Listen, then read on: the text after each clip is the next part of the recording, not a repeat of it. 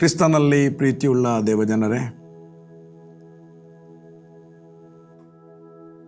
ದೇವರ ನಾಮಕ್ಕೆ ಮಹಿಮೆ ಉಂಟಾಗಲಿ. ಅತಿ ಪರಿಶುದ್ಧವಾದ ಯೇಸು ಕ್ರಿಸ್ತನ ಸುಮಧುರವಾದ ನಾಮದಲ್ಲಿ ನಿಮ್ಮೆಲ್ಲರಿಗೆ ವಂದನೆಯನ್ನು ಸಲ್ಲಿಸುತ್ತೇನೆ. ನಮ್ಮ ಕರ್ತನಾದ ಯೇಸು ಅತಿ ಸುಂದರನು, 10,000ಗಳಲ್ಲಿ ಧ್ವಜಪ್ರಾಯನು ಆಗಿರುವ ನಮ್ಮ ಕರ್ತನು. ಆತನಿಗೆ ಅಸಾಧ್ಯವಾದದ್ದು ಒಂದೂ ಇಲ್ಲ.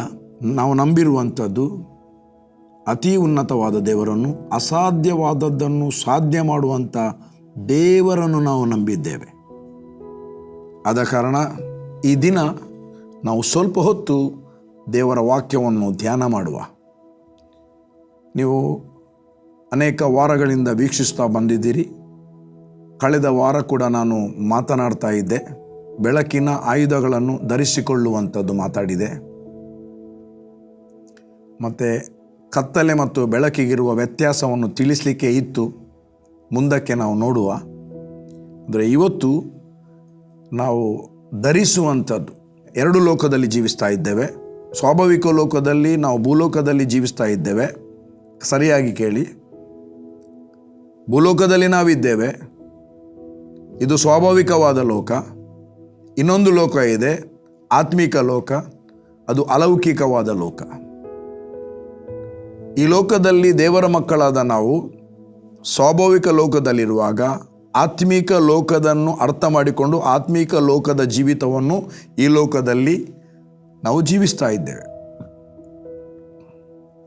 ಹಾಗಾದರೆ ಕತ್ತಲು ಮತ್ತು ಬೆಳಕಿನ ಪ್ರತ್ಯಕ್ಷತೆ ನಮಗಿರಬೇಕಾದದ್ದು ಬಹಳ ಪ್ರಾಮುಖ್ಯವಾದದ್ದು. ಇದು ಬಹಳ ಪ್ರಾಮುಖ್ಯವಾದದ್ದು. 2 ವಾರಗಳು ನಾನು ಮಾತಾಡಿಕೊಂಡು ಬಂದೆ. 13ನೇ ಅಧ್ಯಾಯ ರೋಮಾಪುರದವರಿಗೆ ಬರೆದ ಪತ್ರಿಕೆ 11ನೇ ವಚನದಿಂದ. ಅಲ್ಲಿ ಕೊನೆಯ ವಚನ ಇದೆ. ಅದೇನೆಂದರೆ 14ನೇ ವಚನ, ದೇಹದ ಆಸೆಗಳನ್ನು ಪೂರೈಸುವುದಕ್ಕಾಗಿ ಚಿಂತಿಸದೆ ಕರ್ತನಾದ ಯೇಸುವನ್ನು ಧರಿಸಿಕೊಳ್ಳಿರಿ ಎಂಬುದಾಗಿ. ಕರ್ತನಾದ ಯೇಸುವನ್ನು ಧರಿಸಿಕೊಳ್ಳಿರಿ. ರಕ್ಷಣೆ ಹೊಂದಿದ ಪ್ರತಿಯೊಬ್ಬ ವ್ಯಕ್ತಿ ಕರ್ತನಾಗಿರುವ ಯೇಸು ಕ್ರಿಸ್ತನನ್ನು ಸ್ವಂತ ರಕ್ಷಕನನ್ನಾಗಿ ಅಂಗೀಕರಿಸಿದಂಥ ವ್ಯಕ್ತಿ, ಯೇಸುವೇ ನನ್ನ ಕರ್ತನು ಒಡೆಯನು ಎಂಬುದಾಗಿ ಹೃದಯದಿಂದ ನಂಬಿ ಬಾಯಿಂದ ಅರಿಕೆ ಮಾಡಿದಂಥ ವ್ಯಕ್ತಿ, ಅವನ ಒಳಗಡೆ ಕರ್ತನಾದ ಯೇಸು ಕ್ರಿಸ್ತನು ಬಂದು ವಾಸಿಸುತ್ತಾನೆ. ಯಾರು ನಂಬಿದಾರೋ ಅವರ ಒಳಗಡೆ ಪವಿತ್ರಾತ್ಮನೂ ಕೂಡ ಇದ್ದಾನೆ, ಪವಿತ್ರಾತ್ಮನಿದ್ದಾನೆ. ಆ ಜನರು, ಅವರ ದೇಹ ದೇವರಾತ್ಮನ ಮಂದಿರವಾಗಿದೆ. ಇದು ನಿಜವಾಗಿಯೂ ಕ್ರಿಸ್ತನಿಂದ ನಮಗೆ ಉಂಟಾದ ಒಂದು ಬಹಳ ದೊಡ್ಡ ಸೌಭಾಗ್ಯವೇ. ಅವರು ಕ್ರಿಸ್ತನವರು, ದೇವರ ಮಕ್ಕಳು ಎಂಬುದಾಗಿ ಕರೆಯಲ್ಪಟ್ಟಿದೆ. ಹಾಗಾಗಿ ಇಲ್ಲಿ ದೇಹದ ಆಸೆಗಳನ್ನು ಪೂರೈಸುವುದಕ್ಕಾಗಿ ಚಿಂತಿಸದೆ, ಭೂಲೋಕದಲ್ಲಿ ನಾವು ಶರೀರದಲ್ಲಿದ್ದೇವೆ. ಈ ಶರೀರದ ಒಳಗೆ ನಾವು ಆ ಆತ್ಮಸ್ವರೂಪಿಯಾಗಿರುವ ದೇವರ ಮಗ ಒಳಗೆ ವಾಸ ಮಾಡ್ತಾ ಇದ್ದಾನೆ. ಮತ್ತು ನಮಗೆ ಪ್ರಾಣವು ಕೊಡಲ್ಪಟ್ಟಿದೆ.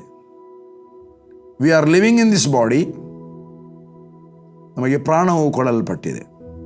ಹಾಗಾಗಿ ಈಗ ನಾವು ಏನನ್ನು ಧರಿಸಬೇಕು, ಏನನ್ನು ಧರಿಸಬಾರದು ಆತ್ಮಿಕವಾಗಿ, ಅಂದರೆ ನಾನು ಸ್ವಾಭಾವಿಕವಾದ ಶರ್ಟ್ ಬಗ್ಗೆ ಮಾತಾಡ್ತಾ ಇಲ್ಲ. ಸಹೋದರಿಯರಾಗಲಿ ಸಹೋದರರಾಗಲಿ ತೊಡುವಂಥ ವಸ್ತ್ರಗಳ ಬಗ್ಗೆ ಮಾತನಾಡ್ತಾ ಇಲ್ಲ. ದೇವರು ನಮಗೆ ಕೊಡುವಂಥ ಅಥವಾ ಕೊಟ್ಟಿರುವಂಥ ಯಾವುದೆಲ್ಲ ವಸ್ತ್ರಗಳು ಸತ್ಯವೇದದಲ್ಲಿವೆ ಅದರ ಬಗ್ಗೆ ನಾನು ಮಾತನಾಡ್ತಾ ಇದ್ದೇನೆ. ಹಾಗಾಗಿ ನಮಗೆ ಇದು ಗೊತ್ತಿದ್ದರೆ ಬಹಳ ಒಳ್ಳೆಯದು. ಇಲ್ಲಿ ಬರೆದಿದೆ, ಕರ್ತನಾದ ಯೇಸು ಕ್ರಿಸ್ತನನ್ನು ಧರಿಸಿಕೊಳ್ಳಿರಿ ಎಂಬುದಾಗಿ. ಯಾಕೆ ಯೇಸು ಕ್ರಿಸ್ತನನ್ನು ಧರಿಸಿಕೊಳ್ಳಿರಿ ಎಂಬುದಾಗಿ ನಾವು ನೋಡುವಾಗ ಬೈಬಲ್ ಬರೆದಿದೆ, ನಮಗೆ ಗೊತ್ತುಂಟಾ ಗೊತ್ತಿಲ್ಲ, ಒಂದಿಲ್ಲ ಗೊತ್ತಿಲ್ಲದಿರಬಹುದು, ಅಥವಾ ಗೊತ್ತಿದ್ದು ಗೊತ್ತಿಲ್ಲದವರಾಗಿ ಜೀವಿಸಬಹುದು. 1 ಯೋಹಾನ 4ನೇ ಅಧ್ಯಾಯ 17ನೇ ವಚನ ಹೇಳ್ತದೆ, ಕರ್ತನಾದ ಯೇಸು ಕ್ರಿಸ್ತನು ಎಂಥವನಾಗಿದ್ದಾನೋ ಅಂಥವರಾಗಿ ಭೂಲೋಕದಲ್ಲಿ ಇದ್ದೀರಿ. ಕ್ರಿಸ್ತನನ್ನು ಧರಿಸಿಕೊಳ್ಳುವುದಂದರೆ ಕ್ರಿಸ್ತನ ಸ್ವಭಾವವನ್ನೇ ಧರಿಸಿಕೊಳ್ಳುವಂಥದ್ದು. ಕ್ರಿಸ್ತನನ್ನು ಧರಿಸಿಕೊಳ್ಳುವುದಂದರೆ ನಮ್ಮ ಜೀವಿತದಲ್ಲಿ ಕ್ರಿಸ್ತನ ಸ್ವಭಾವವನ್ನು ಧರಿಸಿಕೊಳ್ಳುವುದು. ಯಾವುದೆಲ್ಲ ಸ್ವಭಾವ, ಯಾವುದನ್ನೆಲ್ಲ ಧರಿಸಿಕೊಳ್ಳಬೇಕು ನಾನು ಮುಂದೆ ವಿವರಿಸ್ತೇನೆ. ಸತ್ಯವೇದದಲ್ಲಿ ಎಲ್ಲಿ ಎಲ್ಲ ಏನೆಲ್ಲ ಧರಿಸಿಕೊಳ್ಳಬೇಕೆಂಬುದಾಗಿ ಬರೆದಿದೆ. ಇಲ್ಲಿ ಮುಖ್ಯವಾದ ಪಾಯಿಂಟ್ ಅಂದರೆ ಕರ್ತನಾದ ಯೇಸುವನ್ನೇ, ಕ್ರಿಸ್ತ ಯೇಸುವನ್ನೇ ನೀವು ಧರಿಸಿಕೊಳ್ಳಿರಿ ಎಂಬುದಾಗಿ ಬಾರ್ನ್ ಆದಂಥ ದೇವರ ಮಕ್ಕಳಿಗೆ, ಕ್ರೈಸ್ತರಾಗಿರುವಂಥ ದೇವರ ಮಕ್ಕಳಿಗೆ ಅಂಧಕಾರದ ದೊರೆತನದಿಂದ ಬಿಡುಗಡೆಯಾಗಿ ನಮ್ಮ ಮುದ್ದು ರಕ್ಷಕನು ನಮ್ಮ ಕರ್ತನು ಆಗಿರುವಂಥ ಯೇಸು ಕ್ರಿಸ್ತನ ರಾಜ್ಯದೊಳಗೆ ಯಾರು ಸೇರಿದ್ದಾರೋ ಅವರಿಗೆ ಹೇಳ್ತದೆ, ನಮ್ಮ ಕರ್ತನಾಗಿರುವ ಯೇಸು ಕ್ರಿಸ್ತನನ್ನು ನೀವು ಧರಿಸಿಕೊಳ್ಳಿರಿ. Put on. ಹಾಗಾದರೆ ಯೇಸು ಕ್ರಿಸ್ತನನ್ನು ನಾವು ಧರಿಸಿಕೊಂಡಾಗ ಆತ್ಮೀಕ ಲೋಕದಲ್ಲಿ ಗೊತ್ತಾಗ್ತದೆ ಇವನು ಯಾರ ಮಗನು, ಇವನು ಯಾರು. ನಾವು ಯೇಸು ಕ್ರಿಸ್ತನನ್ನು ಧರಿಸಿಕೊಂಡು ನಡೆಯುವಾಗ ಆತ್ಮೀಕ ಲೋಕದಲ್ಲಿ ನಮ್ಮಲ್ಲಿ ನಾವು ಕಾಣುವುದಿಲ್ಲ. ಆತ್ಮೀಕ ಲೋಕದಲ್ಲಿ ಇರುವಂಥವರಿಗೆ ನಾವು ಕಾಣುವುದಿಲ್ಲ. ದುರಾತ್ಮಗಳಿಗಾಗಲಿ ದೇವದೂತರಿಗಾಗಲಿ ನಾವು ಯಾರನ್ನು ಧರಿಸಿಕೊಂಡಿದ್ದೇವೆ? ಕ್ರಿಸ್ತನನ್ನು. ಆ ಕ್ರಿಸ್ತನೇ ಆತ್ಮೀಕ ಲೋಕದಲ್ಲಿ ಕಾಣಿಸಲ್ಪಡ್ತಾನೆ. ಭೂಲೋಕದಲ್ಲಿ ನೀನು ರಕ್ಷಣೆ ಹೊಂದಿದಿ, ನೀನು ಕ್ರೈಸ್ತನು, ನೀನು ನಂಬುವವನು, ನೀನು ಜೀವಿಸುವವನು, ನೀನು ವಿಶ್ವಾಸಿ ಎಂಬ ಹೆಸರಿದೆ, ದೇವರ ಮಗನೆಂಬ ಹೆಸರು ನಮಗೆ ಇದೆ. ನಾವು ರಕ್ಷಣೆ ಹೊಂದಿದ್ದೇವೆ, ದೀಕ್ಷಾಸ್ನಾನ ತೆಗೆದುಕೊಂಡಿದ್ದೇವೆ ಎಂಬುದಾಗಿ ಪಬ್ಲಿಕ್ ಜನರಿಗೆ ಗೊತ್ತಿಲ್ಲ. ನಾವು ಕೆಲಸ ಮಾಡುವಲ್ಲಿ ಅವರಿಗೆ ಯಾರಿಗೂ ಗೊತ್ತಿಲ್ಲ. ಗೊತ್ತಾಗುವುದು ಹೇಗೆ? ಕ್ರಿಸ್ತನನ್ನು ಧರಿಸಿಕೊಂಡವನು ಹೇಗೆ ಮಾತನಾಡ್ತಾನೆ, ಏನು ಮಾತಾಡ್ತಾನೆ? ಯಾವ ವ್ಯಕ್ತಿ ಕ್ರಿಸ್ತನನ್ನು ಧರಿಸಿಕೊಂಡಿದ್ದಾನೋ ಅವನು ಕ್ರಿಸ್ತನ ಮಾತುಗಳನ್ನೇ ಮಾತನಾಡುತ್ತಾನೆ. ಬಟ್ ಏನೆಲ್ಲ ಧರಿಸಿಕೊಳ್ಬೇಕು, ಹೇಗೆ ಅದನ್ನು ಧರಿಸಿಕೊಂಡಾಗ ನಾವು ಹೇಗೆ ಇರುತ್ತೇವೆ, ಅದರ ಸ್ವಭಾವಾನುಸಾರವಾಗಿ ನೀವು ಇರುತ್ತೇವೆ. ಅದಕ್ಕಾಗಿ ಏನೆಲ್ಲ ಧರಿಸಿಕೊಳ್ಳಬೇಕೆಂಬುದಾಗಿ ನಾವು ನೋಡುವ. ಎಫೆಸದವರಿಗೆ ಬರೆದ ಪತ್ರಿಕೆ 4ನೇ ಅಧ್ಯಾಯ, ಎಫೆಷನ್ ಚಾಪ್ಟರ್ 4 22ರಿಂದ ಓದುದ. ನೀವು ನಿಮ್ಮ ಹಿಂದಿನ ನಡತೆಯನ್ನು ಅನುಸರಿಸದೆ ಪೂರ್ವ ಸ್ವಭಾವವನ್ನು ತೆಗೆದು ಹಾಕಿಬಿಡಬೇಕು. ರಕ್ಷಣೆ ಹೊಂದುವುದಕ್ಕಿಂತ ಇರುವಂಥ ಪೂರ್ವ ಸ್ವಭಾವ ಅನೇಕ ಸಂಗತಿಗಳು ನಮಗೆ ಗೊತ್ತಿದೆ. ನಾವು ಏನಾಗಿದ್ದೆವು, ಹೇಗಿದ್ದೆವು. ಕೆಲವೊಮ್ಮೆ ಟೆಸ್ಟಿಮನಿ ಹೇಳ್ತೇವೆ, ನಾನು ಎಂಥ ವ್ಯಕ್ತಿ ಗೊತ್ತಾ, ಸಿಟ್ಟು ಬರುವಾಗ ಬೇರೆ ಬರ್ತಾ, ನಾನು ಮುಂಚೆ ಏನಾಗಿದ್ದು ಗೊತ್ತಾ ಅಂತ ಹೇಳ್ತಾರೆ. ಎಲ್ಲರಿಗೆ ಗೊತ್ತಿದೆ. ಯಾರಾದರೆ ಅವರವರಿಗೆ ಗೊತ್ತಿದೆ ನಾವು ಎಂಥವರು ಆಗಿದ್ದೆವು. ಪೌಲನು ಹೇಳ್ತಾನೆ, ಹಿಂಸಕನು ದೂಷಕನಾಗಿದ್ದ ನನ್ನ ಮೇಲೆ ದೇವರ ಕೃಪೆ ದೊರಕಿತ್ತು ಎಂಬುದಾಗಿ. ಹಿಂಸಕನು ದೂಷಕನು ಆಗಿದ್ದ ನನ್ನ ಮೇಲೆ, ಕ್ರೈಸ್ತ ಜನರ ಹಿಂಸಕನು, ಕ್ರಿಸ್ತನ ದೂಷಕನು ಆಗಿದ್ದ ಪೌಲನು ನಾನು ಆಗಿದ್ದೆ ಎಂಬುದಾಗಿ ಹೇಳ್ತಾನೆ. ಅವನಿಗೆ ಗೊತ್ತಿತ್ತು ಪೂರ್ವದಲ್ಲಿ ನಾನೇನಾಗಿದ್ದೇನೆ. ಓಕೆ, ನೀವು ನಿಮ್ಮ ಹಿಂದಿನ ನಡತೆಯನ್ನು ಅನುಸರಿಸದೆ ಪೂರ್ವ ಸ್ವಭಾವವನ್ನು ತೆಗೆದು ಹಾಕಿಬಿಡಬೇಕು. ಅದು ಮೋಸಕರವಾದ ದುರಾಶೆಗಳಿಂದ ಕೆಟ್ಟು ಹೋಗುವಂಥದ್ದು. ಮೋಸಕರವಾದ ದುರಾಶೆಗಳಿಂದ ಕೆಟ್ಟು ಹೋಗುವಂಥದ್ದು. ಯಾರು ಕೆಟ್ಟು ಹೋಗುವಂಥದ್ದು? ನಾವು ಕೆಟ್ಟು ಹೋಗುವಂಥದ್ದು. ನೀವು ನಿಮ್ಮ ಅಂತರ್ಯದಲ್ಲಿ ಹೊಸಬರಾಗಿ ನೂತನ ಸ್ವಭಾವವನ್ನು ಧರಿಸಿಕೊಳ್ಳಿ. ನೀವು ನಿಮ್ಮ ಅಂತರ್ಯದಲ್ಲಿ ಹೊಸಬರಾಗಿ ನೂತನ ಸ್ವಭಾವವನ್ನು ಧರಿಸಿಕೊಳ್ಳಿರಿ. ಆ ಸ್ವಭಾವವು ದೇವರ ಹೋಲಿಕೆಯ ಮೇರೆಗೆ ಸತ್ಯಾನುಗುಣವಾದ ನೀತಿಯುಳ್ಳದಾಗಿಯೂ ದೇವಭಕ್ತಿಯುಳ್ಳವಾಗಿ ನಿರ್ಮಿಸಲ್ಪಟ್ಟಿದೆ. ಆ ಸ್ವಭಾವವು ದೇವರ ಹೋಲಿಕೆಯ ಮೇರೆಗೆ ನೀನು ಮಾತನಾಡುವಾಗ ಕ್ರಿಸ್ತನ ಹಾಗೆ ಜನರಿಗೆ ಕಾಣಿಸಲ್ಪಡುತ್ತದೆ. ಸತ್ಯಗುಣವಾದ ನೀತಿಯುಳ್ಳದಾಗಿಯೂ ನೀನು ಮಾತನಾಡುವಾಗ ನಿನ್ನ ಆ್ಯಕ್ಷನ್ ಎಲ್ಲ ಸತ್ಯಗುಣವಾಗಿ ಕಾಣಿಸಲ್ಪಡುತ್ತದೆ, ನೀತಿಯುಳ್ಳದವಾಗಿ ಕಾಣಿಸಲ್ಪಡುತ್ತದೆ ಮತ್ತು ದೇವ ಭಯವುಳ್ಳದಾಗಿಯೂ ಅದು ನಿರ್ಮಿಸಲ್ಪಟ್ಟಿರುವಂಥದ್ದು. ಆ ನೂತನ ಸ್ವಭಾವ, ಯಾವ ನೂತನ ಸ್ವಭಾವ ನಮ್ಮಲ್ಲಿ ಉಂಟು ಮಾಡಿದರೋ ಆ ಸ್ವಭಾವ ಇಂಥ ಕೆಟಗರಿ ಉಳ್ಳದ್ದು. ಹಾಗಾದರೆ ಕ್ರಿಸ್ತನನ್ನು ಧರಿಸಿಕೊಳ್ಳುವಾಗ ಈ ಸ್ವಭಾವಗಳು ನಮ್ಮಿಂದ ಒಂದೊಂದಾಗಿ ಹೊರಗೆ ಬರುತ್ತವೆ. ನಮ್ಮ ಆ್ಯಕ್ಷನ್ಗಳು ಬದಲಾಗುತ್ತದೆ. ನಮ್ಮನ್ನು ನೋಡುವಾಗ ಜನರಿಗೆ ಗುರ್ತ ಸಿಗುತ್ತದೆ ಈ ವ್ಯಕ್ತಿ ಯಾರು ಎಂಬುದಾಗಿ. ಅವರು ನೋಡುವುದಕ್ಕಾಗಿ ನಾವು ಜೀವಿಸುವುದಲ್ಲ, ನಾವು ಜೀವಿಸುವಾಗ ಹಾಗೆ ಕಾಣ್ತದೆ. ನಾವು ಧರಿಸಿಕೊಂಡವರಾಗಿ ನಡೆಯುವಾಗ ಜನರಿಗೆ ಗೊತ್ತಾಗುತ್ತೆ ಅವರು ಪರಲೋಕದ ದೇವರನ್ನು, ನಮ್ಮನ್ನು ನೋಡಿ ಪರಲೋಕದ ತಂದೆಯಾದ ದೇವರನ್ನು ಕೊಂಡಾಡುತ್ತಾರೆ. ಹಲ್ಲೆಲೂಯಾ. ವಸ್ತ್ರಗಳು ಅನೇಕ ಇವೆ. ಯೇಸು ಕ್ರಿಸ್ತನು ಒಂದು ಮಾತು ಹೇಳಿದ, ಲೂಕ 24ನೇ ಅಧ್ಯಾಯ 49ನೇ ವಚನ, ತಂದೆ ಮೇಲಿನಿಂದ ಹೊದಿಸುವ ವಸ್ತ್ರ. ಅದನ್ನು ಓದುವ, ಅದು ಯಾವಾಗ ಮಾತನಾಡಿದ್ದು, ಅದು ಬಂದದ್ದು ಯಾವಾಗ ಎಂಬುದಾಗಿ ನಾವು ಅದನ್ನು ತಿಳಿದುಕೊಳ್ಳಬೇಕು. 24ನೇ ಅಧ್ಯಾಯ 49ನೇ ವಚನ 24:49. ಈಗೋ ನನ್ನ ತಂದೆಯು ವಾಗ್ದಾನ ಮಾಡಿದ್ದನ್ನು ನಿಮಗೆ ಕಳಿಸಿಕೊಡುತ್ತೇನೆ. ಮೇಲನ ಲೋಕದಿಂದ ನಿಮಗೆ ಶಕ್ತಿಯನ್ನು ಹೊದಿಸುವ ತನಕ ಈ ಪಟ್ಟಣದಲ್ಲೇ ಕಾದುಕೊಂಡಿರಿ. ಆವಾಗ ಯೇಸು ಕ್ರಿಸ್ತನು ಪರಲೋಕಕ್ಕೆ ಏರಿ ಹೋಗುವುದಕ್ಕಿಂತ ಮುಂಚೆ ಮಾತನಾಡಿದ ಮತ್ತು ಭೂಮಿಯಲ್ಲಿ ಪವಿತ್ರಾತ್ಮನು ಇಳಿದು ಬರಲಿಲ್ಲ. ಶಕ್ತಿಯನ್ನು ಅಂದರೆ ಪವಿತ್ರಾತ್ಮನನ್ನು ಕರ್ತನಾದ ಯೇಸು ತಂದೆಯಿಂದ ಕೇಳಿ ಕಳಿಸಿಕೊಡಲಿಕ್ಕೆ ಇತ್ತು. ಅದನ್ನು ನಾವು ಧರಿಸಿಕೊಂಡಾಗಿದೆ. ಆತನು ನಮ್ಮ ಒಳಗಡೆ ಇದ್ದಾನೆ. ಸೊ ಒಂದೊಂದು ಈಚ್ ಎವ್ರಿಥಿಂಗ್ ಸತ್ಯವೇದದಲ್ಲಿ ಬರೆಯಲ್ಪಟ್ಟಿದೆ. ನಾವು ಇನ್ನೊಂದು ನೋಡುವ 1 ಪೇತ್ರ 5ನೇ ಅಧ್ಯಾಯ 5ನೇ ವಚನ. The first Peter 5 chapter 5 and verse 5. ನೀವೆಲ್ಲರೂ ದೀನ ಮನಸ್ಸೆಂಬ ವಸ್ತ್ರದಿಂದ ಸೊಂಟ ಕಟ್ಟಿಕೊಂಡು ಒಬ್ಬರಿಗೊಬ್ಬರು ಸೇವೆ ಮಾಡಿ. ದೀನ ಮನಸ್ಸೆಂಬ ವಸ್ತ್ರದಿಂದ ನಿಮ್ಮ ಸೊಂಟವನ್ನು ಕಟ್ಟಿಕೊಂಡು. ನಾನು ಮೊನ್ನೆ ಮಾತನಾಡಿದ್ದೆ ಆಯುಧಗಳು ಮಾತನಾಡುವಾಗ ಸತ್ಯವೆಂಬ ನಡುಕಟ್ಟು. ಸೊಂಟಕ್ಕೆ ಯಾವ ಕಟ್ಟು? ಸತ್ಯವೆಂಬ ನಡುಕಟ್ಟು. ಒಬ್ಬ ವ್ಯಕ್ತಿ ಸತ್ಯವೆಂಬ ನಡುಕಟ್ಟನ್ನು ಯಾಕೆ ಕಟ್ಟಬೇಕಂದ್ರೆ, ನಾವು ನಮ್ಮ ಪ್ಯಾಂಟಿಗೆ ಬೆಲ್ಟ್ ಹಾಕ್ತೇವೆ. ಒಂದು ವೇಳೆ ಪ್ಯಾಂಟ್ ಸ್ವಲ್ಪ ಲೂಸ್ ಇದ್ದರೆ ಬೆಲ್ಟಲ್ಲಿ ಟೈಟ್ ಮಾಡಿ ಹಾಕ್ತೇವೆ. ಸತ್ಯವೆಂಬ ನಡುಕಟ್ಟು ನಮ್ಮಲ್ಲಿ ಆತ್ಮೀಕ ಲೋಕದಲ್ಲಿ ಆತ್ಮೀಕ ಲೋಕದ ಅನುಸಾರವಾಗಿ ಸತ್ಯವೆಂಬ ನಡುಕಟ್ಟು ನಮ್ಮಲ್ಲಿ ಇದ್ದರೆ, ಒಂದು ವೇಳೆ ಆ ನಡುಕಟ್ಟು ಕಳಚಲ್ಪಟ್ಟರೆ, ಪ್ಯಾಂಟಿನಲ್ಲಿರುವ ಬೆಲ್ಟ್ ಲೂಸ್ ಆದರೆ ಪ್ಯಾಂಟ್ ಕೆಳಗೆ ಬೆತ್ತಲೆ, ಅದೇ ರೀತಿಯಾಗಿ ಆತ್ಮೀಕ ವ್ಯಕ್ತಿಗಳು ಸತ್ಯವನ್ನು ಬಿಟ್ಟರೆ ಆತ್ಮೀಕವಾದ ಬೆತ್ತಲುತನ ಕಾಣಿಸಲ್ಪಡುತ್ತದೆ. ಇಲ್ಲಿ ಹೇಳ್ತಾರೆ, ದೀನ ಮನಸ್ಸೆಂಬ ವಸ್ತ್ರವನ್ನು ಅದನ್ನು ಕೂಡ ಅಲ್ಲಿಯೇ ಕಟ್ಟಬೇಕು. ದೀನತೆ ಎಂಬುದು ನೋಡಿ, ಯಾವಾಗಲೂ ನೀರು ಯಾವ ದಿಕ್ಕಿಗೆ ಹರಿಯುತ್ತದಂದರೆ ಮೇಲಿನಿಂದ ಕೆಳಮುಖವಾಗಿ ಹರಿಯುವುದು, ಅಂದರೆ ತಗ್ಗಿಗೆ. ಎಲ್ಲಿ ತಗ್ಗು ಇದೆಯಾ ಅಲ್ಲಿ ನೀರು ರಭಸವಾಗಿ ಹರಿಯುತ್ತದೆ. ನಾವು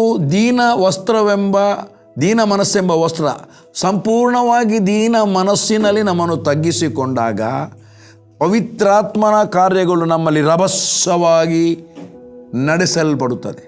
ಹೇಗೆ ಎಷ್ಟು ಡೌನ್ ಇದೆಯಾ ಅಲ್ಲಿ ನೀರು ರಭಸವಾಗಿ ಹರಿಯುತ್ತದ ಮೇಲ್ಮುಖದಿಂದ ಕೆಳಮುಖವಾಗಿ, ಹಾಗೆ ನಾವು ಕೂಡ ನಮ್ಮನ್ನು ಆತ್ಮೀಕತೆಯಲ್ಲಿ ನಮ್ಮನ್ನು ತಗ್ಗಿಸಿಕೊಂಡಾಗ, ದೀನತೆಯಲ್ಲಿ ನಡೆಸಲ್ಪಡುವಾಗ, ಹ್ಯುಮಿಲಿಟಿಯಲ್ಲಿ ನಡೆಸಲ್ಪಡುವಾಗ ದೇವರ ಕಾರ್ಯಗಳು ನಮ್ಮ ಜೀವಿತದಲ್ಲಿ ರಭಸವಾಗಿ ಆಗ್ತದೆ. ಅದಕ್ಕೆ ದೀನ ಮನಸ್ಸೆಂಬ ವಸ್ತ್ರವನ್ನು ನಾವು ನಮ್ಮ ನಡು ವಸ್ತ್ರವನ್ನು ಸೊಂಟಕ್ಕೆ ನಮ್ಮ ಕಟ್ಟಿಕೊಳ್ಳುವಂಥದ್ದು, ಧರಿಸಿಕೊಳ್ಳುವಂಥದ್ದು ಬೈಬಲಲ್ಲಿ ಬರೆಯಲ್ಪಟ್ಟಿದೆ. ಇನ್ನೊಂದು ನಾರುಮಡಿ. ಇದು 19ನೇ ಅಧ್ಯಾಯ 8 ಮತ್ತು 9ನೇ ವಚನ ಪ್ರಕಟಣೆ ಗ್ರಂಥದಲ್ಲಿ ಬರೆಯಲ್ಪಟ್ಟಿದೆ. ಸತ್ಕಾರ್ಯವೆಂಬ ನಾರುಮಡಿ. ಪ್ರಕಟಣೆ 19ನೇ ಅಧ್ಯಾಯ. ಇದು ಬಹಳ ಫ್ಯಾಂಟಾಸ್ಟಿಕ್ ಇದೆ. ನಿಮಗೆ ಕೇಳುವಾಗ ನಾನು ನಿಧಾನವಾಗಿ ಮಾತನಾಡ್ತೇನೆ ಎಂಬುದಾಗಿ ಅನಿಸ್ಬೋದು. ಬಟ್ ಇದು ನಮ್ಮ ಜೀವಿತದಲ್ಲಿ ಈ ವಸ್ತ್ರಗಳ ಬಗ್ಗೆ ನಾವು ತಿಳ್ಕೊಂಡ್ರೆ, ನಾವು ಕ್ರಿಸ್ತನನ್ನು ನಾವು ಧರಿಸಿಕೊಳ್ಳಬೇಕೆಂಬುದಾಗಿ ನಾವು ಓದಿದ್ದೇವೆ. ಅದರ ಎಲ್ಲ ಸಂಗತಿಗಳನ್ನು ನಾನು ವಿವರಿಸ್ತಾ ಇದ್ದೇನೆ, ಎಲ್ಲೆಲ್ಲಿ ಏನೆಲ್ಲ ಬರೆದಿದೆ ಎಂಬುದಾಗಿ. ಮೂಲ ಯಾರಂದರೆ ನಾವು ಧರಿಸಿಕೊಳ್ಳುವಂಥದ್ದು ಕ್ರಿಸ್ತನನ್ನು ಧರಿಸಿಕೊಂಡಾಗ ಇದೆಲ್ಲವೂ ಬಂತು. ಎಲ್ಲವನ್ನು ಧರಿಸಿಕೊಂಡಾಗೇನೇ ಆಯಿತು. ಬಟ್ ಯಾವುದೆಲ್ಲ ನಾವು ಕ್ರಿಸ್ತನನ್ನು ಧರಿಸಿಕೊಂಡಾಗ ಯಾವುದೆಲ್ಲವನ್ನು ನಾವು ಧರಿಸಿಕೊಳ್ಳುತ್ತೇವೆ ಎಂಬುದಾಗಿ ನಾವು ಕಲಿಯಬೇಕು. ಎಲ್ಲಿ ಎಲ್ಲ ಬರೆದಿದೆ ಎಂಬುದಾಗಿ ಅದನ್ನು ನಾನು ವಿವರಿಸ್ತಾ ಇದ್ದೇನೆ ಪ್ರಿಯರೇ. 19ನೇ ಅಧ್ಯಾಯ 8 ಮತ್ತು 9, 8 and 9. ಆತನಿಗೆ ವಿವಾಹವಾಗುವ ಕನ್ಯೆ ತನ್ನನ್ನು ಸಿದ್ಧ ಮಾಡಿಕೊಂಡಿದ್ದಾಳೆ. ಸಂತೋಷ ಪಡೋಣ, ಹರ್ಷಗೊಳ್ಳೋಣ, ಆತನನ್ನು ಘನಪಡಿಸೋಣ ಎಂದು ಹೇಳಿತು. ಪ್ರಕಾಶಮಾನವೂ ನಿರ್ಮಲವೂ ಆದ ನಯವಾದ ನಾರುಮಡಿಯನ್ನು ಧರಿಸಿಕೊಳ್ಳುವುದಕ್ಕೆ ಆಕೆಗೆ ಅನುಗ್ರಹಿಸೋಣವಾಯಿತು. ಆ ನಾರುಮಡಿ ಅಂದರೆ ದೇವಜನರ ಸತ್ಕಾರ್ಯಗಳು. ನಾವು ಭೂಲೋಕದಲ್ಲಿ ಏನು ಸತ್ಕಾರ್ಯವನ್ನು ಮಾಡುತ್ತೇವೆಯಾ, ಬೈಬಲ್ ಹೇಳ್ತದೆ, ಪರೋಪಕಾರವು ತನಗೆ ಉಪಕಾರ. ನಾವು ಭೂಲೋಕದಲ್ಲಿ ದೇವರ ಮಕ್ಕಳಾಗಿ ಜೀವಿಸುವಾಗ ಯಾರಿಗೆಲ್ಲ ನಾವು ಸತ್ಕಾರವನ್ನು ಮಾಡಿದ್ದೇವೆ ಅದನ್ನು ಹೇಳಬೇಕಾಗಿಲ್ಲ. ನಾವು ಮಾಡಿದ ಪ್ರತಿಯೊಂದು ಸತ್ಕಾರ್ಯಗಳು ಆತನ ಪುಸ್ತಕದಲ್ಲಿ ಬರೆಯಲ್ಪಟ್ಟಿರುತ್ತದೆ, ಆತನ ಜ್ಞಾಪಕದಲ್ಲಿ ಇದೆ. ಯಾರೆಲ್ಲ ನಾವು ಮಾಡಿದ್ದೇವೆ ರ್ಯಾಪ್ಚರ್ ಆಗ್ತೇವೆ, ರ್ಯಾಪ್ಚರ್ ಆಗಿ ಆತನಿಗೆ ವಿವಾಹ ಆಗುವ ಕನ್ಯೆಯಾಗಿ ನಾವು ಸಿದ್ಧವಾಗಿ ಅಲ್ಲಿ ಇರ್ತೇವೆ. ಆವಾಗ ಪ್ರಕಾಶಮಾನವು ನಿರ್ಮಲವಾದ ಒಂದು ನಾರುಮಡಿ ಕೊಡಲ್ಪಟ್ಟಿತ್ತು. ಪ್ರಕಾಶಮಾನವು ನಿರ್ಮಲವಾದ ನಾರುಮಡಿ, ಲಿನೆನ್ ಬಟ್ಟೆ. ನಾರುಮಡಿ ಅಂದರೆ ಲಿನೆನ್. ಹೇಗೆ ಅದು? ಪ್ರಕಾಶಮಾನವು ನಿರ್ಮಲವಾದ ನಾರುಮಡಿಯನ್ನು ಧರಿಸಿದುಕೊಳ್ಳುವುದಕ್ಕೆ ಆಕೆಗೆ ಅನುಗ್ರಹಿಸೋಣವಾಯಿತು. ಆ ನಾರುಮಡಿಯನ್ನು ಕೊಟ್ಟರು, ಲಿನೆನ್ ವಸ್ತ್ರವನ್ನು ಆಕೆಗೆ ಕೊಟ್ಟರು, ಸಭೆಗೆ ಕೊಟ್ಟರು, ಪರಲೋಕದಲ್ಲಿರುವ ಸಭೆಗೆ, ಯೇಸು ಕ್ರಿಸ್ತನನ್ನು ವರಿಸುವಂಥ ಸಭೆಗೆ. ಆದರೆ ಆ ನಾರುಮಡಿ ಯಾವುದು ಆ ನಾರುಮಡಿ? ಮುಂದೆ ಹೇಳ್ತದೆ, ಆ ನಾರುಮಡಿ ಅಂದರೆ ದೇವ ಜನರ ಸತ್ಕಾರ್ಯಗಳೇ. ನಾವು ಮಾಡುವಂಥ ಸತ್ಕಾರ್ಯ ಯೇಸು ಕ್ರಿಸ್ತನನ್ನು ವಿವಾಹ ಆಗುವುದಕ್ಕೋಸ್ಕರ ನಾವು ಕನ್ನಿಕೆಯಾಗಿ ಎತ್ತಲ್ಪಡುವಾಗ, ಮೊದಲಗಿತ್ತಿ ಸಭೆಯಾಗಿ ಎತ್ತಲ್ಪಡುವಾಗ ನಾವೇನೆಲ್ಲ ಸತ್ಕಾರ್ಯ ಮಾಡಿದೆವ ನಮಗೆ ಅದು ನಾರುಮಡಿಯಾಗಿ ಮಾರ್ಪಡುತ್ತದೆ. ಅದು ನಾರುಮಡಿಯಾಗಿ ಅಲ್ಲಿ ಕೊಡಲ್ಪಡುತ್ತದೆ. ಅದನ್ನು ನಾವು ಅಲ್ಲಿ ಧರಿಸಿಕೊಳ್ಳುತ್ತೇವೆ. ಇಲ್ಲಿ ನಾವು ಕೆಲವು ಕ್ರಿಸ್ತನನ್ನು ಧರಿಸದೆ ಇದ್ದರೆ ಈ ರೀತಿಯಾಗಿ ನಮಗೆ ಜೀವಿಸಲಿಕ್ಕೆ ಆಗುವುದಿಲ್ಲ. ಧರಿಸಿದರೆ ಜೀವಿಸ್ತೇವೆ, ಸತ್ಕಾರ್ಯವನ್ನು ಮಾಡುತ್ತೇವೆ. ಅಲ್ಲಿ ವಿವಾಹ ಆಗುವಾಗ ಒಳ್ಳೆಯ ಶುಭ್ರವಾದ ಪ್ರಕಾಶಮಾನವಾದ ನಿರ್ಮಲವಾದ ಒಂದು ಸುಕ್ಕು ಮತ್ತು ಕಳಂಕ ಇಲ್ಲ. ನಿರ್ಮಲ, ಅದು ನಿರ್ಮಾ ವೈಟಿಗಿಂತಲೂ ಸರ್ಫ್ ವೈಟಿಗಿಂತಲೂ, ಈ ಲೋಕದ ಎಲ್ಲ ಸರ್ಫ್ ಡಿಟರ್ಜೆಂಟ್ ವೈಟಿಗಿಂತಲೂ ಪ್ರಕಾಶಮಾನವಾಗಿ ಕಣ್ಣು ಕುಕ್ಕುವಂತೆ ಹೊಳಪುಳ್ಳ ಬಿಳಿ ವಸ್ತ್ರ ನಾರುಮಡಿ, ಹಾಗೆ ಅದು ಮಾರ್ಪಡುತ್ತದೆ. ನಮಗೆ ಅದು ಅನುಗ್ರಹಿಸಲ್ಪಡುತ್ತದೆ. ಯಾಕೆ ಇದನ್ನು ಮಿಸ್ ಮಾಡಬೇಕು ನನ್ನ ಪ್ರಿಯ ದೇವಜನರೇ? ಮುಂದೆ ಹೇಳ್ತದೆ, ಕೊಲೊಸ್ಸೆ 3ನೇ ಅಧ್ಯಾಯ 12ನೇ ವಚನದಲ್ಲಿ ವಸ್ತ್ರ ಇದೆ. ಕೊಲೊಸ್ಸೆದವರಿಗೆ ಬರೆದ ಪತ್ರಿಕೆ 3ನೇ ಅಧ್ಯಾಯ 12ನೇ ವಚನ. ಹೀಗಿರಲಾಗಿ ನೀವು ದೇವರಿಂದ ಆರಿಸಿಕೊಂಡವರು, ಪ್ರತಿಷ್ಠಿತರು, ಪ್ರಿಯರಾಗಿರೋದು. ವಾ ರಕ್ಷಣೆ ಹೊಂದಿದಂಥ ದೇವ ಮಕ್ಕಳಿಗೆ ಏನೆಲ್ಲ ವಿವರಿಸ್ತಾನೆ, ಬರೀತಾನೆ, ಎಂಥ ಒಂದು ಬಿರುದನ್ನು ಕೊಡ್ತಾ ಇದ್ದಾನೆ. ಹೀಗಿರಲಾಗಿ ನೀವು ದೇವರಿಂದ ಆರಿಸಿಕೊಂಡವರು, ಪ್ರತಿಷ್ಠಿತರು, ಪ್ರಿಯರು ಆಗಿರುವುದರಿಂದ. 3 ಕೆಟಗರಿಯನ್ನು ಮಾತಾಡ್ತಾನೆ. ನಾವು ಎಂಥವರು ಆಗಿರುವುದರಿಂದ ಅಂತ ಹೇಳಿ, ಕನಿಕರ, ದಯೆ, ದೀನಸ್ವಭಾವ, ಸಾತ್ವಿಕತ್ವ, ದೀರ್ಘಶಾಂತಿ, 5 ಎಂಬ ಸದ್ಗುಣಗಳನ್ನು ಧರಿಸಿಕೊಳ್ಳಿರಿ. ಯಾವುದೆಲ್ಲ? ಒಂದನೇದು ಕನಿಕರ.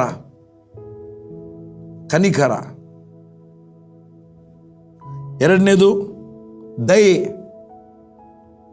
ಕರುಣೆ ಮತ್ತು ದಯೆ, ಕನಿಕರ ಮತ್ತು ದಯೆ. ದೀನಭಾವ, ಹ್ಯುಮಿಲಿಟಿ ಮೈಂಡ್.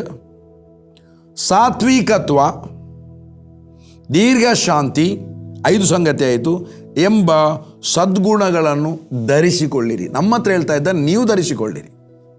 ಹಾಗಾದರೆ ನಾವು ಕನಿಕರದಲ್ಲಿ ನಡೆಸಲ್ಪಡಬೇಕು, ನಮ್ಮಲ್ಲಿ ಕನಿಕರ ಇರಬೇಕು, ಕನಿಕರದಲ್ಲಿ ನಡೆಸಲ್ಪಡಬೇಕು. ನಾವು ದಯೆಯುಳ್ಳವರಾಗಿ ಜೀವಿಸಬೇಕು, ದೀನಭಾವದಲ್ಲಿ ನಡೆಸಲ್ಪಡಬೇಕು, ಸಾತ್ವಿಕತ್ವ ನಮ್ಮಲ್ಲಿರಬೇಕು. ನಾವು ದೀರ್ಘ ಶಾಂತಿಯಿಂದ ಮಾತನಾಡಬೇಕು, ದೀರ್ಘ ಶಾಂತಿಯಿಂದ ಆಲೋಚಿಸಬೇಕು. ಈ ಸದ್ಗುಣಗಳನ್ನು ನಾವು ಧರಿಸಿಕೊಳ್ಳಬೇಕು. ಯಾವಾಗ ಧರಿಸಿಕೊಳ್ತೇವೆಯಾ ಆವಾಗ ಹಾಗೇನೇ ಜೀವಿಸ್ತೇವೆ. ಕನಿಕರವನ್ನು ಧರಿಸಿಕೊಂಡರೆ ಕನಿಕರದ ದೃಷ್ಟಿಯಿಂದ ನಾವು ನೋಡುತ್ತೇವೆ. ದಯೆಯನ್ನು ಧರಿಸಿಕೊಂಡರೆ ನಾವು ಇನ್ನೊಬ್ಬರನ್ನು ನೋಡುವ ದೃಷ್ಟಿ, ದಯೆಯ ದೃಷ್ಟಿ ನಮ್ಮಲ್ಲಿರುತ್ತದೆ. ದಯೆಯ ಮನಸ್ಸಿನಲ್ಲಿ ನಾವು ನಡೆಸಲ್ಪಡುತ್ತೇವೆ. ದೀನಭಾವದಲ್ಲಿ ನಾವು ದೀನಭಾವವನ್ನು ಧರಿಸಿಕೊಂಡಾಗ ದೀನಭಾವದ ದೃಷ್ಟಿ ಇರುತ್ತದೆ, ದೀನಭಾವದ ಮನಸ್ಸಿನಲ್ಲಿ ನಾವು ನಡೆಸಲ್ಪಡುತ್ತೇವೆ. ಸಾತ್ವಿಕ, ಯೇಸು ಹೇಳ್ತಾನೆ, ನಾನು ಸಾತ್ವಿಕನು ದೀನ ಮನಸ್ಸುಳ್ಳವನು ಆಗಿರುವುದರಿಂದ ನನ್ನ ನೊಗವನ್ನು ನಿಮ್ಮ ಮೇಲೆ ತೆಗೆದುಕೊಳ್ಳಿರಿ. ಯೇಸುವಿನಂಥ ಸಾತ್ವಿಕನು ದೀನ ಮನಸ್ಸುಳ್ಳವನು ಬೇರೆ ಯಾರೂ ಇಲ್ಲ. ಅದಕ್ಕೆ ನಾವು ಯೇಸುವನ್ನು ಧರಿಸಿಕೊಂಡಾಗ ಆ ಸಾತ್ವಿಕ ಮನಸ್ಸು, ದೀನ ಮನಸ್ಸು, ಈ 2 ಸಂಗತಿ ಮತ್ತು ಇಲ್ಲಿ ಕೊಟ್ಟಿರುವಂಥ 3 ಸಂಗತಿಗಳಿಂದ ನಾವು ಆಪರೇಟ್ ಆಗುತ್ತೇವೆ. ನಮಗೆ ನಡೀಲಿಕ್ಕೆ ಭಾಳ ಸುಲಭ. ಅದಕ್ಕೆ ಒಪೊಸಿಷನ್ ಆ ದೀನ ಭಾವದಕ್ಕೆ ಅದು ಏನೆಲ್ಲ ವಿರೋಧ ಪದಗಳಿವೆ, ಆ ಕಾರ್ಯಗಳು ಬರುವಾಗ ನಾವು ದೀರ್ಘ ಶಾಂತಿಯಿಂದ ಇರ್ತೇವೆ, ದೀನಭಾವದಲ್ಲಿಯೇ ಇರ್ತೇವೆ. ಓ ನನ್ನ ಪ್ರಿಯ ದೇವಜನರೇ, ದೇವರು ಧರಿಸಲು ಕೊಟ್ಟಿರುವಂಥ ಎಂಥ ವಸ್ತ್ರಗಳು ನೋಡಿ. ಇನ್ನೂ ಕೂಡ ಇದೆ, ಅದೇ 3ನೇ ಅಧ್ಯಾಯ ಕೊಲೊಸ್ಸೆ 10ನೇ ವಚನದಲ್ಲಿ, ಒಬ್ಬರಿಗೊಬ್ಬರು ಸುಳ್ಳಾಡಬೇಡಿರಿ. 9ರಿಂದ ಓದುವ. ಪೂರ್ವ ಸ್ವಭಾವವನ್ನು ಅದರ ಕೃತ್ಯಗಳನ್ನು ಕೂಡ ತೆಗೆದಿಟ್ಟು, ಇದು ಎಫೆಸದಲ್ಲಿ ಕೂಡ ಇದನ್ನು ಓದಿದೆವು, ನೂತನ ಸ್ವಭಾವವನ್ನು ಧರಿಸಿಕೊಂಡಿದ್ದಿರಲ್ಲವೇ.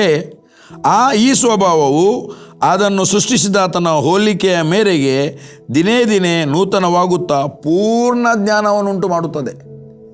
ಹಲ್ಲೆಲೂಯಾ. ಪೂರ್ಣ ಜ್ಞಾನ. ಯಾವಾಗ ನೂತನ ಸ್ವಭಾವವನ್ನು ನಾವು ಧರಿಸಿಕೊಂಡೆವು, ಬಾರ್ನ್ ಅಗೇನ್ ಆಗುವಾಗ ಆ ಸ್ವಭಾವವನ್ನು ಧರಿಸಿಕೊಂಡೆವು, ಕ್ರಿಸ್ತನನ್ನು ನಾವು ಧರಿಸಿಕೊಂಡೆವು. ಕ್ರಿಸ್ತನನ್ನು ಧರಿಸಿಕೊಂಡಾಗ ಈ ಸ್ವಭಾವವನ್ನು ನಾವು ಧರಿಸಿಕೊಂಡೆವು. ಈ ಸ್ವಭಾವವನ್ನು ಧರಿಸಿಕೊಂಡದ್ದರಿಂದ ನಾವು ದಿನೇ ದಿನೇ ಪೂರ್ಣ ಜ್ಞಾನವುಳ್ಳವರಾಗುತ್ತೇವೆ. ಅದರ ಅರ್ಥ ಪೂರ್ಣ ಜ್ಞಾನದಲ್ಲಿ ನಡೆಯುತ್ತೇವೆ. ವಿಸ್ಡಮ್ನಿಂದ ಪೂರ್ಣ ಜ್ಞಾನದಲ್ಲಿ ನಡೆಯುತ್ತೇವೆ. ನಡೀಲಿಕ್ಕೆ ಸುಲಭ ಆಗುತ್ತೆ. ಆವಾಗ ನಮ್ಮಲ್ಲಿ ಮೂರ್ಖತನ ಇರುವುದಿಲ್ಲ. ಪೂರ್ಣ ಜ್ಞಾನದಲ್ಲಿ ನಡೆಸಲ್ಪಡುವಾಗ ಅದರ ಅರ್ಥ ನಾವು ದೇವರ ಪ್ರಕಟಣೆಯಲ್ಲಿ, ದೇವರ ವಾಕ್ಯದ ಮಾತಿನ ರೆವಲೇಷನ್ನಲ್ಲಿ ನಾವು ನಡೆಯುತ್ತೇವೆ.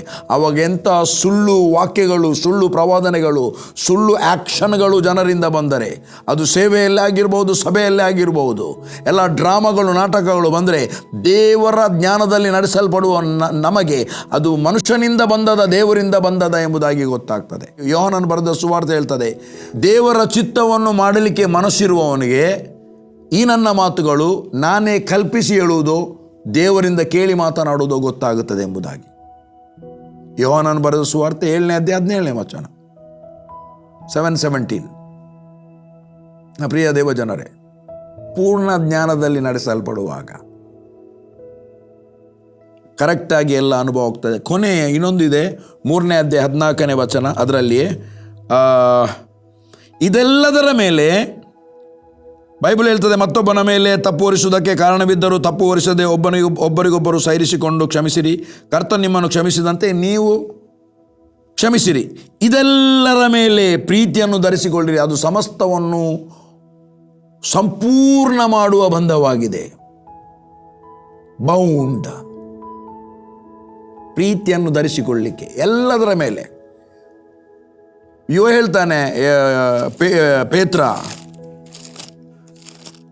ಪೇತ್ರನ ಪತ್ರಿಕೆ 2ನೇ ಪತ್ರಿಕೆಯಲ್ಲಿ ಎಲ್ಲ ಹೇಳ್ತಾನೆ, ಈ ಕಾರಣ ನೀವು ಪೂರ್ಣಾಸಕ್ತಿಯುಳ್ಳವರಾಗಿ ನಿಮಗಿರುವ ನಂಬಿಕೆಗೆ ಸದ್ಗುಣವನ್ನು, ಸದ್ಗುಣಕ್ಕೆ ಜ್ಞಾನವನ್ನು, ಜ್ಞಾನಕ್ಕೆ ದಮೆಯನ್ನು, ದಮೆಗೆ ತಾಳ್ಮೆಯನ್ನು, ತಾಳ್ಮೆಗೆ ಭಕ್ತಿಯನ್ನು, ಭಕ್ತಿಗೆ ಸಹೋದರ ಸ್ನೇಹವನ್ನು, ಸಹೋದರ ಸ್ನೇಹಕ್ಕೆ ಪ್ರೀತಿಯನ್ನು ಕೂಡಿಸಿರಿ. Add love. ಇಲ್ಲಿ ಹೇಳ್ತಾನೆ ಪ್ರೀತಿಯನ್ನು ಧರಿಸಿಕೊಳ್ಳಿರಿ. ಅದು ಎಂತ ಆಗಿದೆ? ಸಮಸ್ತವನ್ನು. ಇಲ್ಲಿ ನಾವು ಭೂಲೋಕದಲ್ಲಿ ಇರುವಂಥ ಸಮಸ್ತವನ್ನು, ಪರಲೋಕದಲ್ಲಿ ನಮಗೆ ನೀಡಿದ ಸಮಸ್ತವನ್ನು ಸಂಪೂರ್ಣ ಮಾಡುವ ನಮ್ಮ ಜೀವಿತದಲ್ಲಿ ಸಮಸ್ತವೂ ಸಂಪೂರ್ಣವಾಗುತ್ತದೆ. ಸಮಸ್ತವೂ ಸಂಪೂರ್ಣವಾಗುತ್ತದೆ ಯಾವಾಗ? ಪ್ರೀತಿಯನ್ನು ನಾವು ಧರಿಸಿಕೊಳ್ಳುವಾಗ. ನನ್ನ ಪ್ರಿಯ ದೇವಜನರೇ, ಕನ್ಕ್ಲೂಷನ್ಗೆ ಬರುವ ಸಮಯ ಆಯಿತು. ಏನು ಅಲ್ಲಿ ನಾವು ಓದಿದೆವು 14ನೇ ವಚನದಲ್ಲಿ, 13ನೇ ಅಧ್ಯಾಯ ರೋಮನ್ ಏನಂತ ಬರೆದಿದೆ? ಕ್ರಿಸ್ತನನ್ನು ಯಾರನ್ನು ಧರಿಸಿಕೊಳ್ಳಿರಿ? ಕ್ರಿಸ್ತನನ್ನು ಧರಿಸಿಕೊಳ್ಳಿರಿ. ದೇಹದ ಆಸೆಗಳನ್ನು ಪೂರೈಸುವುದಕ್ಕಾಗಿ ಚಿಂತಿಸದೆ ಕರ್ತನಾದ ಯೇಸು ಕ್ರಿಸ್ತನನ್ನು ಧರಿಸಿಕೊಳ್ಳಿರಿ. ಯೇಸು ಕ್ರಿಸ್ತನನ್ನು ಧರಿಸಿಕೊಳ್ಳಿರಿ ಎಂಬುದಾಗಿ ಬರೆದಿದೆ. ಆ ಯೇಸು ಕ್ರಿಸ್ತನನ್ನು ಧರಿಸುವಂತೆ ಇದೆಲ್ಲವನ್ನು ನಾವು ಧರಿಸಿಕೊಂಡೆವು. ಪ್ರೀತಿಯನ್ನು ಕೂಡ ಧರಿಸಿಕೊಂಡೆವು. ಅದು ಸಮಸ್ತದಲ್ಲಿ ಸಂಪೂರ್ಣ ಮಾಡುವ ಬಂಧವಾಗಿದೆ. ಸಂಪೂರ್ಣ, ಕಂಪ್ಲೀಟ್. ದೇವರ ನಾಮಕ್ಕೆ ಸ್ತೋತ್ರ. ಅದಕ್ಕಾಗಿ ಯಾವಾಗ ನಾವು ಕ್ರಿಸ್ತನನ್ನು ಧರಿಸಿಕೊಂಡಾಗ ಈ ಸಮಸ್ತ ಕಾರ್ಯಗಳಲ್ಲಿ ನಡೆಸಲ್ಪಡುತ್ತೇವೆ. ಜನರಿಗೆ ನಮ್ಮಲ್ಲಿ ಕ್ರಿಸ್ತನು ಕಾಣುತ್ತಾನೆ. ಜನರಿಗೆ ನಮ್ಮಲ್ಲಿ ಕ್ರಿಸ್ತನ ಬೆಳಕು ಕಾಣುತ್ತದೆ. ನಾವು ಕತ್ತಲಾಗಿ ಕಾಣುವುದಿಲ್ಲ, ಕತ್ತಲಿನವರಾಗಿ ಕಾಣಿಸಲ್ಪಡುವುದಿಲ್ಲ, ನಾವು ಬೆಳಕಿನವರಾಗಿ ಕಾಣಿಸಲ್ಪಡುತ್ತೇವೆ. ತಂದೆಯಾದ ದೇವರೇ, ನಿನ್ನ ಘನವುಳ್ಳ ನಾಮಕ್ಕೆ ಸ್ತೋತ್ರವಾಗಲಿ. ಕತ್ತಲೆಯೊಳಗಿಂದ ಕರೆದು ಅತಿಶಯವಾದ ಬೆಳಕಿನಲ್ಲಿ ಸೇರಿಸಿದ ಆತನ ಗುಣಾತಿಶಯವನ್ನು ಪ್ರಚುರ ಮಾಡುವವರಾಗುವಂತೆ ದೇವರಾದುಕೊಂಡ ಜನಾಂಗ, ಅರಸವಂಶಸ್ಥ ಯಾಜಕ ವರ್ಗ, ಸ್ವಕೀಯ ಪ್ರಜೆಯನ್ನಾಗಿ ನಮ್ಮನ್ನು ಮಾಡಿದ್ದಿ. ಕತ್ತಲಿನಿಂದ ತೆಗೆದು ಬೆಳಕಿನ ರಾಜ್ಯದೊಳಗೆ ಸೇರಿಸಿದ್ದಿ. ಬೆಳಕಿನವರಾಗಿ ನಡೆಯುವಂತೆ ಅನೇಕ ಯಾವೆಲ್ಲ ವಸ್ತ್ರಗಳನ್ನು ಧರಿಸಬೇಕೆಂದು ನೀನು ನಮಗೆ ಉಪದೇಶ ಮಾಡಿದ್ಯಪ್ಪ. ಸತ್ಯವೇದದಲ್ಲಿ ನೀವು ಬರೆದಿದ್ದಿ ಏನೆಲ್ಲ ನಾವು ಧರಿಸಿಕೊಳ್ಳಬೇಕೆಂಬುದಾಗಿ. ಇದನ್ನು ಧರಿಸಿಕೊಂಡಾಗ ನಾವು ಬೆತ್ತಲೆಯಾಗಿ ಕಾಣಿಸುವುದಿಲ್ಲ. ಓ ತಂದೆ, ನಿನಗೆ ಸ್ತೋತ್ರ. ಎಲ್ಲದರಲ್ಲಿ ಘನಮಾನ ಮಹಿಮೆ ನಿನಗೆ. ಪ್ರತಿಯೊಬ್ಬರೂ ಸ್ವಾಮಿ ಧರಿಸಲ್ಪಟ್ಟವರಾಗಿ ಜೀವಿಸಲಿ. ಮಹಿಮೆ ಬರುವ ರೀತಿಯಲ್ಲಿ ಜೀವಿಸಲಿ. ತಮಗೋಸ್ಕರ ಜೀವಿಸದೆ ಕರ್ತನಿಗೋಸ್ಕರ ಜೀವಿಸಲಿ ಎಂಬುದಾಗಿ ನಿಮ್ಮಲ್ಲಿ ಕೇಳಿಕೊಳ್ಳುತ್ತೇನಪ್ಪ. ತಂದೆ, ನಿನ್ನ ಘನವುಳ್ಳ ನಾಮಕ್ಕೆ ಸ್ತೋತ್ರ. ಎಲ್ಲದರಲ್ಲಿ ಘನಮಾನ ಮಹಿಮೆ ನನಗೆ. ಯೇಸುವಿನ ನಾಮದಲ್ಲಿ ತಂದೆ, ಆಮೆನ್, ಆಮೆನ್, ಆಮೆನ್.